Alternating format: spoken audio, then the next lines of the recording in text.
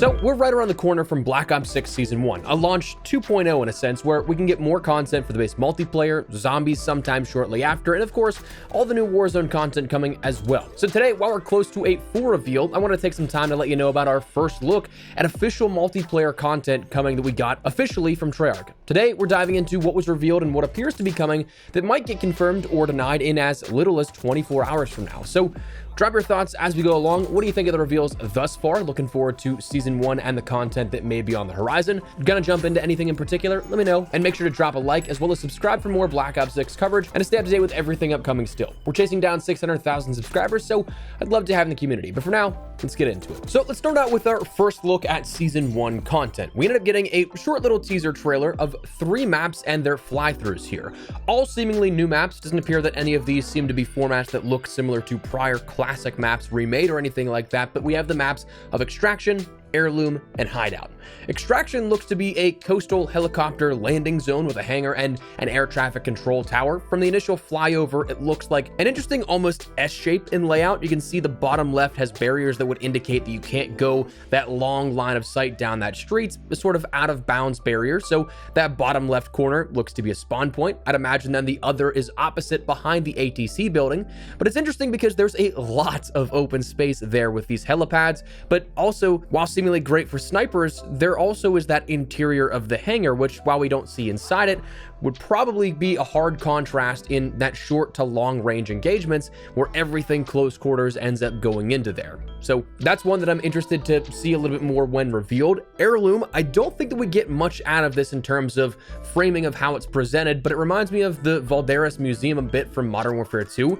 It looks close quarters, but also a bit like it's all indoors, which is kind of odd. I mean, there's skylights, but that would present an interesting scenario for streaks. So I can't imagine if it's a 6v6 map, that is exactly the case, but it also might not be a core 6v6 map. I'm partially wondering, since that's all we saw, if Heirloom could be a face-off map. I mean, that eliminates the sort of necessity for streak potential being taken into account when designing the map. It would explain why everything is close quarters and we only see those 2 rooms there, and it doesn't require a top-down view of the map in preview. And then finally, Hideout. This one, the initial reaction that I ended up seeing on social media was that this map had Sledgehammer game vibes, which would be interesting following that report that Sledgehammer had to relinquish some of the maps that they had for Modern Warfare 3's post-launch year of support to Black Ops 6's post-launch year of support. While we had such massive support for Seasons 1 to 4 in Modern Warfare 3 post-launch, and then we saw it dwindle a little bit within Season 5 and Season 6. But either way, this one looks like a traditional 3-lane map, kind of again still having that sort of curving map architecture, but you do have right, left, and middle with seemingly 2 central warehouse buildings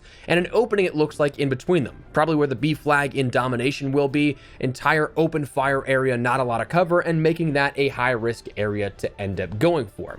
But it seems like all 3 of these perhaps may continue the Avalon continuity. Seems like Extraction for sure. Hideout may be there based off the coastline, and Heirloom again, we just don't see enough of it, but it seems like this is going to continue that continuity of Avalon, the world in which we see already existing for Black Ops 6 multiplayer maps, but more importantly is the larger interconnected world of Warzone that was initially built out for this year, but appears to no longer be the case. Long story short, Verdansk was sort of emergency greenlit. This Avalon map, which was almost already complete, likely is at this point, was now no longer going to launch with Season 1, following the sort of last couple of years, releasing a new map with each Season 1 integration, but instead pushing it back in favor of dropping Verdansk when it's ready in the spring to then have Avalon be next year's launch map, perhaps for Season 1 and COD 2025.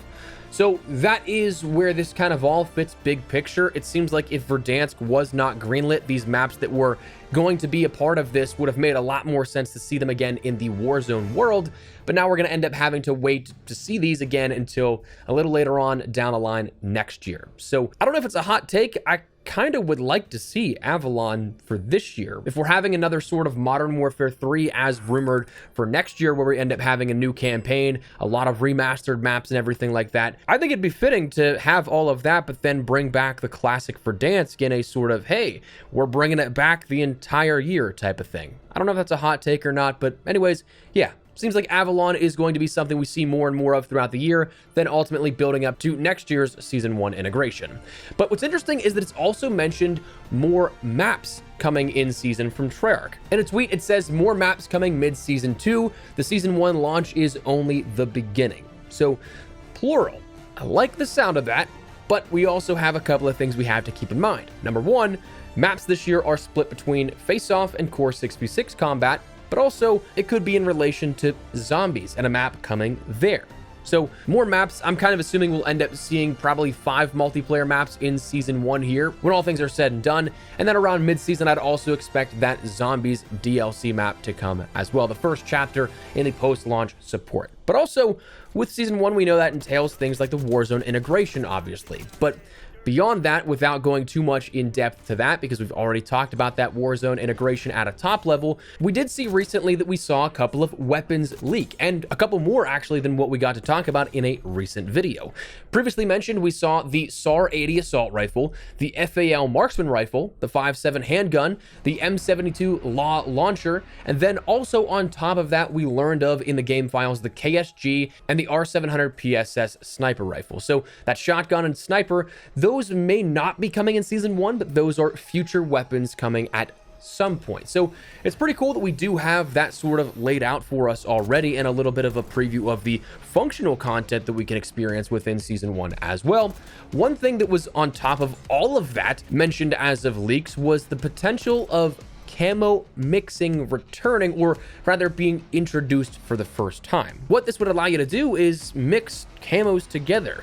2 camos, so like if you had diamond camo you liked on it and you wanted the accent of diamond on dark matter, you could put those together, or any combination of those here, it seems like, based off of what was in the game file. What's interesting is this was actually meant to be something that was in Modern Warfare 2 in 2022, it seemed. Even the original blog post showcasing the camos before the game launched ended up having images of camos that were mixed in the mastery. To add to that, the camo mapping, the way the camos interacted with the weapons themselves, taking the word of the artist who did my 3D renders when I'd used to get 3D character models or a weapon model all the time for thumbnails, the canvas areas for those weapons were separated into, let's just say, clear A and B areas that would denote the ability to mix and match that kind of stuff. Obviously, that never came to the game in Modern Warfare 2, but it appears like this is something that is now there for Black Ops 6. Now, I'm going to be cautious about this one, not going to get my hopes up for that feature, but I do think that would be really cool. Either way, the Season 1 launch is on November 14th, so we are very, very close to everything that will be revealed here officially. Obviously, nothing happened today for reveals, but it usually starts about a week or so out from the launch of the season. And with this starting next Thursday, it's possible we see in just 2 days' time, we have a full reveal of Season 1 and what's upcoming for Black Ops 6, zombies throughout the season, and then the Warzone integration to follow. And of course, with it being, as we mentioned, like a launch 2.0, I'd kind of expect to see a lot of things building up to that Season 1 launch. A lot of things explaining how the Warzone camos are going to work, how the integration's going to work, how ranked play is going to work, any updates to Urzikstan and stuff like that. So there's going to be a lot of things that we learn over the coming days here that you should definitely keep your eyes peeled for. But right now, this is something that we're just right on the precipice here of what's upcoming. But anyways, that is where we're going to wrap it up. Just want to fill you guys in with a little bit of some details on what's officially been revealed and some other stuff that is rather interesting to think about, I think. But before we wrap everything up, make sure to check out my friends over at Gamer Advantage for what I firmly believe are the best blue light glasses on the market. I've worked with these guys now for nearly 4 years, which I cannot believe has gone by that quick, but can't recommend them enough. They're the most lightweight, comfortable, and durable frames on the market as far as I've used, and I definitely think they've felt my daily productivity. Full transparency, they are a bit more of an investment, but I do think your vision's absolutely worth investing into, especially at this time of the year if you're like me, looking at a phone, monitor, or gaming for a good chunk of the day. I've put in an ungodly amount of time into Black Ops 6 already, and I can feel the eye strain without these glasses. So if you guys want to learn more, at the very least, I'd recommend checking out their website where they can better break down the science and all the specifics way better than I could, but what I can personally say is I'd highly recommend them. So if you want to learn more, check the link in the description below, and if you want to pick something up for yourself, use code Espresso to get 10% off your entire order. But for now, that's what we're going to call it. Let me know your thoughts down below. Are you looking forward to any one particular thing in Black Ops 6 Season 1? Maybe not so much. Whatever the case, let me know. But if you enjoyed the video, you found it at all insightful, do me a favor and drop a like on it. And if you're new to the channel, make sure you subscribe so you don't miss a single thing regarding all things Black Ops 6, as we still have so much up on deck that you won't want to miss. But for now, thanks so much for watching. My name has been Espresso. I'll see you later. Take care and peace.